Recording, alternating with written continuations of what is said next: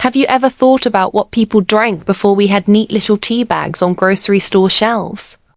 Long before black tea became the world's favorite, our ancestors turned to the fields, forests, and hedgerows for leaves, blossoms, and berries that could be steeped into soothing healing drinks.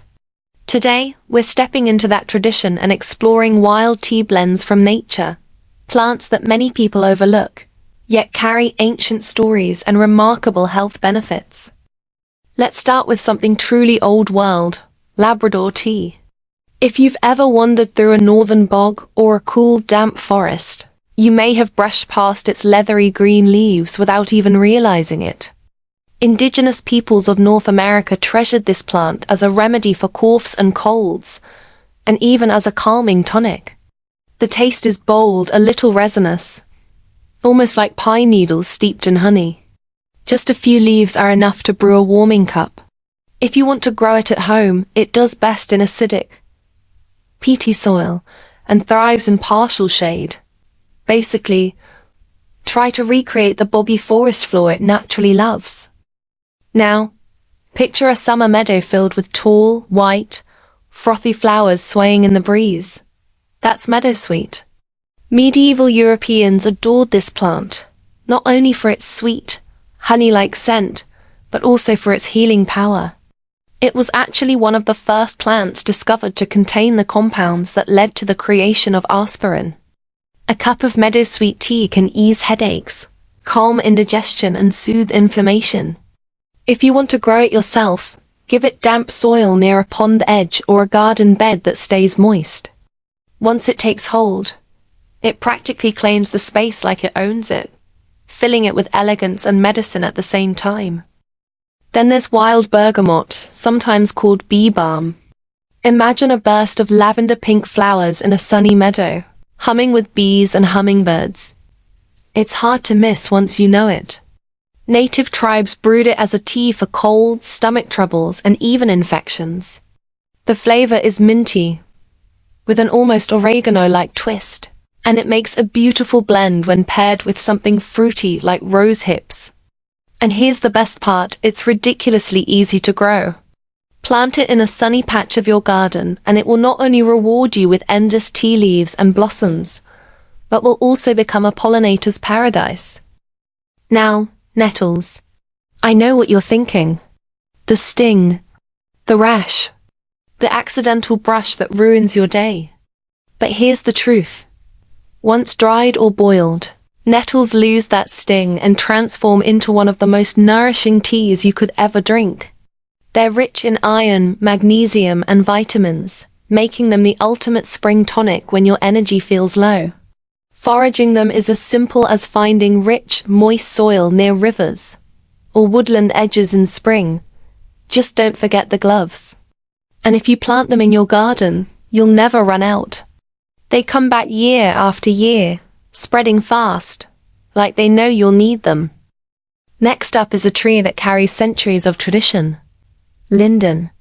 If you've ever walked down a park lane in early summer and caught the scent of sweet, floral blossoms raining down from a tree, that was likely a linden.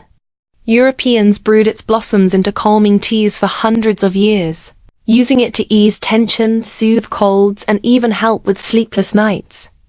Linden is gentle, almost silky, with a honey-like flavor that feels like comfort in a cup. If you plant a linden tree, it's a gift that will outlive you. Every summer, it will bless you with blossoms for decades. Then there's mugwort, the plant of dreams. This silvery, wild herb grows along roadsides and abandoned fields, often dismissed as just another weed. But ancient people saw it differently. The Greeks sipped it as a digestive tea, while many cultures believed mugwort could open the doorway to vivid dreams and visions. Its flavor is strong, earthy, and a little bitter, but when blended with honey or linden blossoms, it transforms into a relaxing evening tea. It's also one of the easiest herbs to grow. Give it poor soil, a sunny spot, and it will thrive, almost like it doesn't need your help at all. Finally, let's talk about hawthorn. This humble shrub is often found in hedgerows, covered with blossoms in spring, and clusters of bright red berries in autumn. For centuries, hawthorn has been known as a heart herb, literally. It strengthens circulation, lowers blood pressure, and has long been used as a tonic for longevity and vitality. In spring, the delicate blossoms can be brewed into a light, floral tea, while in autumn, the tart berries steep into a deep, fruity infusion. If you have space for it in your yard, hawthorn doubles as a living fence and a medicine chest in one. Now imagine combining these herbs into blends like our ancestors once did. A calming evening tea might bring together mugwort, linden, and hawthorn berries, creating a brew that eases the heart, quiets the mind, and stirs the dream world. Or perhaps a daytime tonic of nettle and wild bergamot, boosting energy while keeping you grounded.